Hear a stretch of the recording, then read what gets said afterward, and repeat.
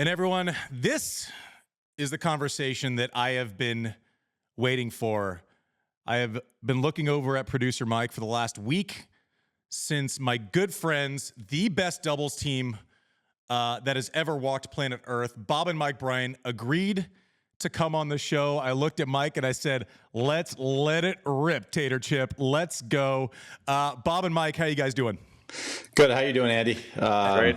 Nice to see this podcast become a reality. I know we were talking about it in Charlotte a few months ago, and I was waiting to text you and say, hey, this is a great podcast, because I knew you would ask us to be on. So I was waiting until we were both ready for this to happen.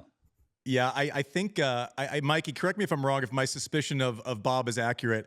I think he was waiting to see if we got canceled in the first 3 weeks.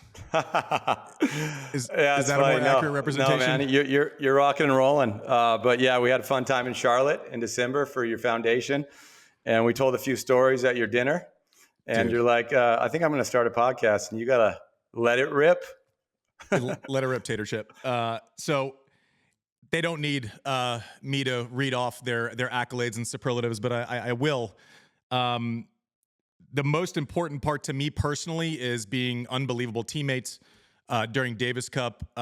Selfishly, knowing that I could work Friday, potentially Sunday, and have the greatest doubles team of all time, handle Saturday duties, and never, ever have to worry about being called into action, as well as just having their support throughout the years with a shared common goal, is where my kind of friendship, relationship, respect for these guys grew by leaps and bounds. I first saw you guys, and you all know this because we've talked about it many times, but I first saw you all there. I remember being in Austin, Texas.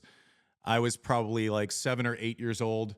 And, you know, the tennis community in any city is kind of a way to shrink the city. And everyone, you know, every little tennis person knows every little other little tennis person. And they said there's these twins from California, right? And they're like, they're better than everyone. They already like play like they're men.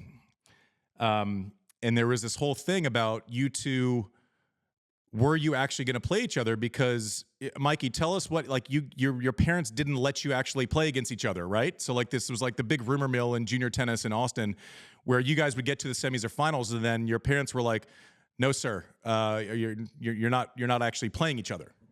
Yeah. My parents wanted us to be best friends. As twins, there's a very delicate dynamic there. And so if one twin starts beating the other twin, you know, that's not good, because you're sleeping in the same bedroom and you're trying to be number one in the world, right? But if you're losing to your twin that's sleeping right across from you, then how are you going to do that? So they knew kind of that was very delicate. So if we met in the finals of tournaments, they would have us flip a coin. And we didn't mind. We were trophy collectors. We were going home both happy. But yeah, I think this was the Texas Open you're talking about. We remember seeing you. We were playing with your brother, right? We were playing with your brother, and we remember you walking around just with a hat on, big shoes, but just gangly, and hitting it against the backboard. Andy, we didn't even take you serious. You know, John, your big bro, was on the national team. We looked up to him. He was kind of like our junior idol, him and Goldstein. And you were just a little tag along. You were playing mini tennis on the sidewalk there in Austin. And, you know, we didn't even take you serious until you hit Sampras with that body serve at Key Biscayne. And then it was, then you kind of moved into the spotlight. But Johnny, I mean, he was a legend at Georgia. We actually played against him in 2 NCAA finals. And you played him in the, what round? Bob, you beat, so my older brother, John, is a 2-time NCAA coach of the year. Great coach, was a good junior, was on the national team, kind of in and around when Bob were there. And then, Bob, you beat him in what round of the NCAA singles? Semis? That was the greatest win of my whole career. I beat him in Athens in the semis, beating a legend, John Roddick, on his home court. Definitely, there wasn't anything better than that for me in my singles career. That was it. Yeah. You could have died a happy playing man. Playing the Bulldogs in Georgia actually got us ready for Davis Cup, because that's the toughest environment in sports. We got to play that team, and the dogs are barking. They're pouring beer on our heads as we got balls, yelling obscenities about our mom. You know, that's actually the most intimidating atmosphere in sports, I would say. Wait. Are you saying that for effect? I mean, we played in front of 30 some odd thousand people in a soccer stadium in Spain.